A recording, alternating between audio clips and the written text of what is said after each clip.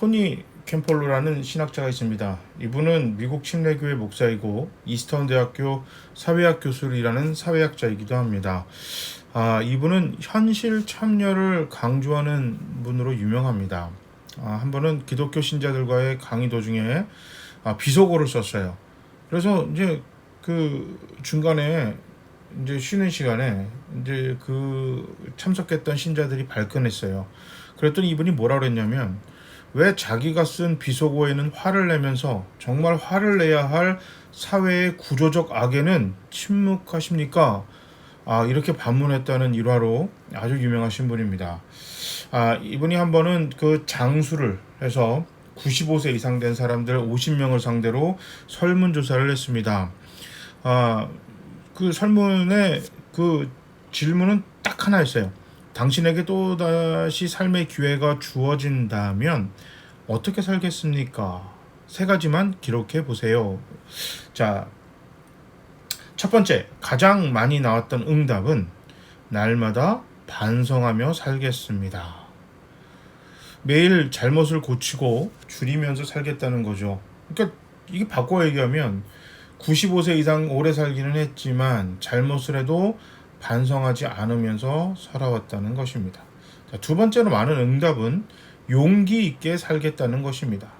자, 오래 살긴 했지만 용기 있는 삶보다는 불의와 타협하면서 살아왔다는 자기 자신에 대한 반성이죠. 자, 세 번째로 많은 응답은 죽은 후에도 무언가 남는 삶을 살겠다. 100살 가까이 살았지만 자기 삶을 뒤돌아봤을 때 별로 남길 게 없는, 또 이렇게 참 좋은 흔적으로 많은 그 후대들에게 기억될 만한 일이 없었다는 삶의 고백일 겁니다. 기독교를 사랑의 종교라고 합니다. 누가 그러냐면 우리가 그럽니다. 사랑을 받는 대상인 세상이나 주변에서 기독교를 사랑의 종교라 하지 않고 우리끼리 그냥 사랑의 종교라고 스스로 위로하죠. 그 말은 삶으로 성경에서 이야기하는, 또 예수 그리스도가 우리에게 보여줬던 사랑의 모습을 행동으로 옮겨내야만 한다는 것입니다. 자, 우리 지금까지 요한복음 21장에 대해서 3주에 걸쳐서 직접 예수님께서 보여주신 사랑에 대해서 구체적으로 이야기를 나눠봤습니다.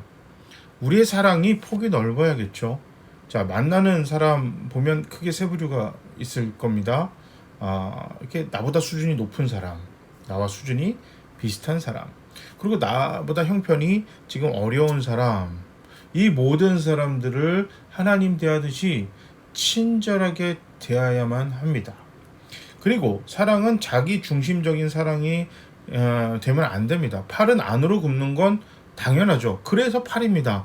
그렇기 때문에 우리가 계속해서 의도하고 의지적으로 팔이 안으로만 굽지 않는 그런, 우리끼리 자기 중심적인 이기심에 근거한 사랑이 아닌 이타적인 사랑에 이렇게 그 사랑을 하기 위해서 계속해서 노력하고 깨 있었고, 그 다음에 우리 교회나 성도들이 어떤 삶을 살고 있는지 한번 정말 냉정하게 점검해야만 한다는 얘기입니다. 자, 그리고 마지막으로 이제 21장에 나와서 사랑은 상대방을 향한 굉장히 그 존중함이죠. 이게 말로써 존중하는 거예요. 물론 이제 뭐 행동으로 모든 것을 사랑하고 누군가나 다 공평하게 돼야 되고, 그 다음에 이기적인 사랑이 아니라 남을 다 이타적인 사랑, 그러니까 그 감정을 배제한 그런 사랑을 하기 위해서 노력해야 되지만, 그것이 제일 먼저 나오는 게 뭐냐면 언어예요. 그러니까 뭐 우리가 말로 굉장히 많은 사람 상처를 주기도 하고 그 사람들에게 위로를 주기도 합니다. 예수님이 제자들을 부르실 때 그들의 그냥 반말을 하고 그들에게 막 한 게 아니라 그들의 잘못을 지적할 때라도 그 순간에도 모든 제자들에게 굉장히 존중하면서 그들을 인격적으로 존중하면서 그 대했던 모습을 성경을 통해서 알고 있습니다. 그래서 우리가 참된 사랑은 이게 누구나에게 감정을 빼고 공평하게 친절하고 존중하고 배려하는 자세가 실제 우리 삶에서 보여져야 한다. 이것이 오늘 21장, 우리 지난번에 21장 그 3주간에 걸쳐서 성도답게 삽시다 1주, 2주, 3주간에 배웠던 나눴던 말씀입니다.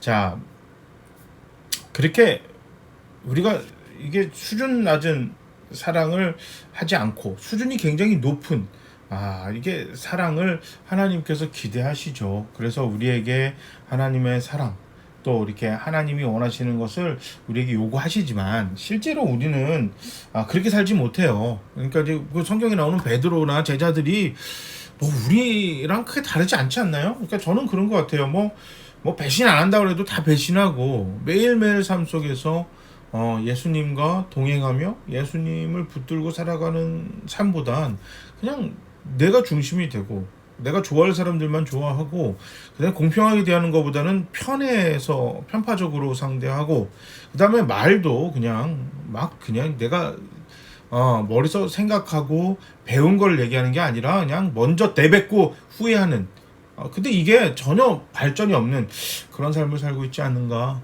한번 돌아보는데 그럼에도 불구하고 오늘 저기 주님은 우리에게 정말 그 수준 높은 그런 하나님이 원하시는 예수님처럼 닮아가는 사랑을 계속해서 요구하고 또 기대하고 계시고 도와주고 계신다는 것입니다.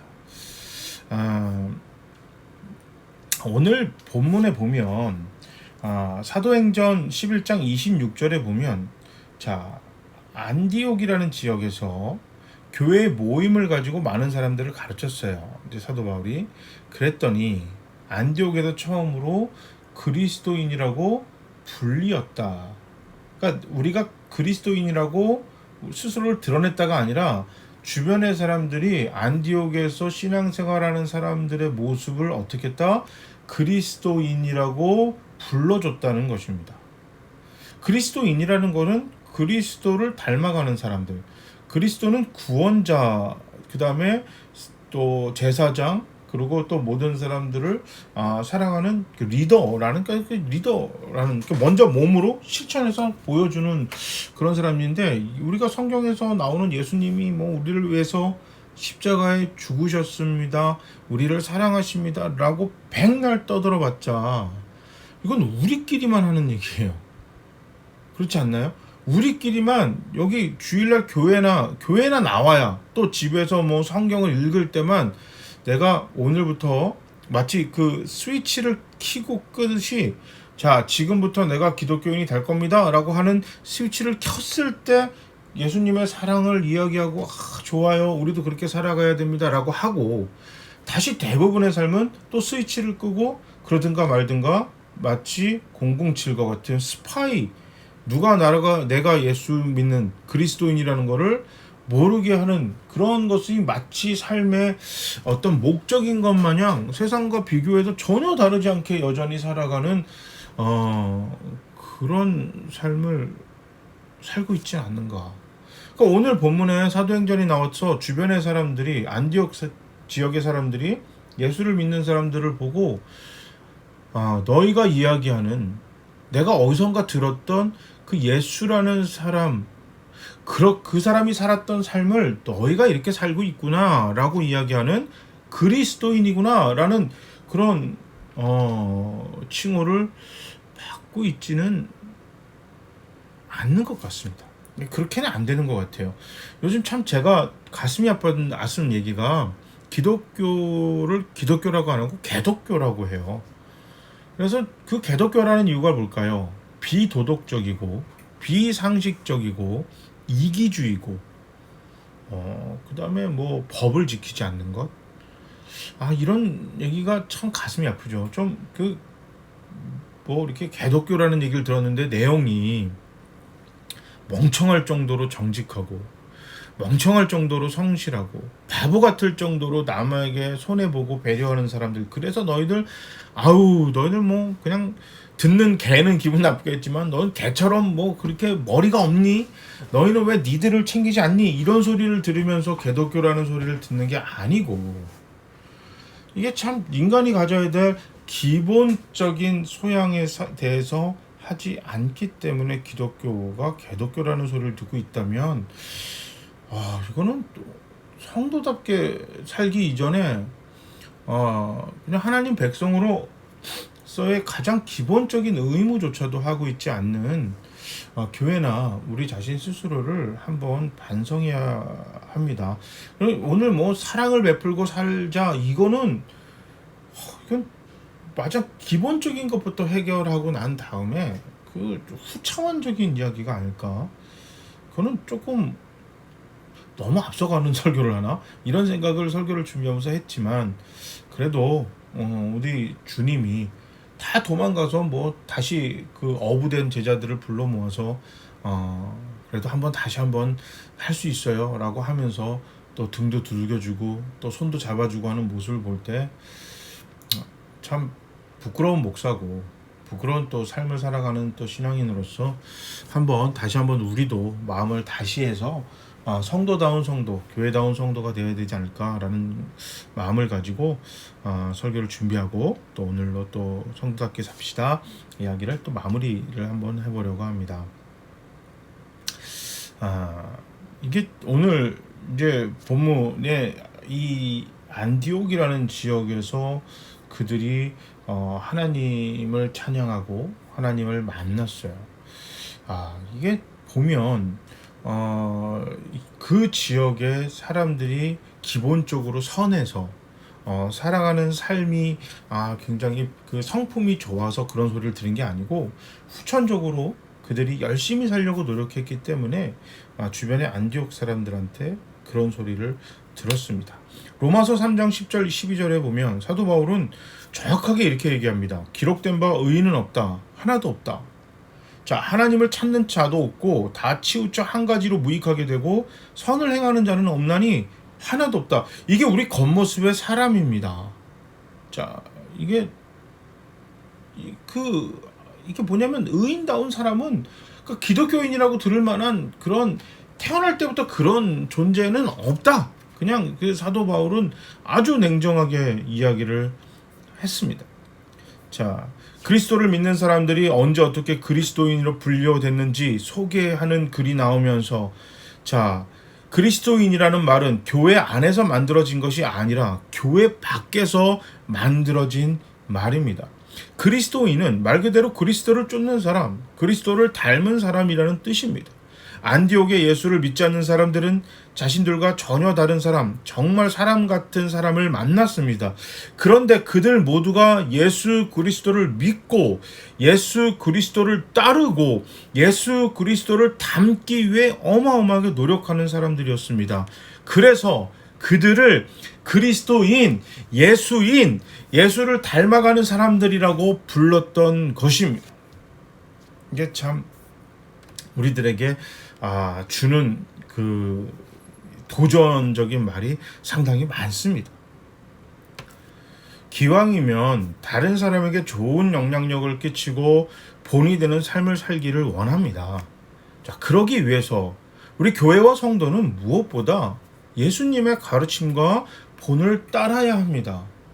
예수님은 이 땅에서 어떻게 하면 종교인이 되나, 어떻게 하면 어떤 그런 율법을 잘 지키는 것인지 가르친 게 아니라 어떻게 하면 누구나 공평하게 사랑할 수 있을까? 자, 어떻게 하면 팔이 안으로 굽는 감정적인 사랑이 아니라 누구나를 사랑할 수 있는 폭넓게 사랑할 수 있는 이성적으로 누구나에게 폭넓게 사랑하는 그런 이타적인 사랑을 할 수 있을까? 자, 누구나에게 친절하고 존중하고 배려하면서 살 수 있을까? 이것을 몸소 실천으로 그냥 보여주셨어요. 이론적으로만 이야기한 게 아니라 이럴 때 이렇게 말하려고 노력하세요. 자, 이럴 때 이런 행동을 취하려고 노력하십시오 라고 보여주시면서 그 힘이 어디서 오냐? 기도를 통해서 하나님으로부터 성령님으로부터 그 힘을 받는다. 그래서 우리 안에서 계속 이것을 예수님이 가르치신 것이 예수님이 보여주신 것이 기억이 날 텐데 그 기억이 나고 행하게 하기 위해서는 어떻게 해야 돼요? 성령님이 우리 안에서 그것을 도와주시고 힘을 주실 것이다. 우리 예수님 그렇게 이야기를 하셨어요. 온전하고 성도다운 삶을 이루기 위해서는 이게 믿음이 하나님 앞에 온전하게 성숙돼야만 합니다. 근데 믿음이 온전하게 성숙되는 거는 가만히 있어서 되는 게 아니라 우리가 간절히 원해야 되고 노력해야 되고 바른 길로 갈 때 믿음이 온전해지고 성숙해집니다. 믿음의 동기가 바르게 되기 위해서는 인간의 능력과 인간의 생명과 우리의 의에는 한계가 있을 수밖에 없다는 것을 인정해야만 합니다.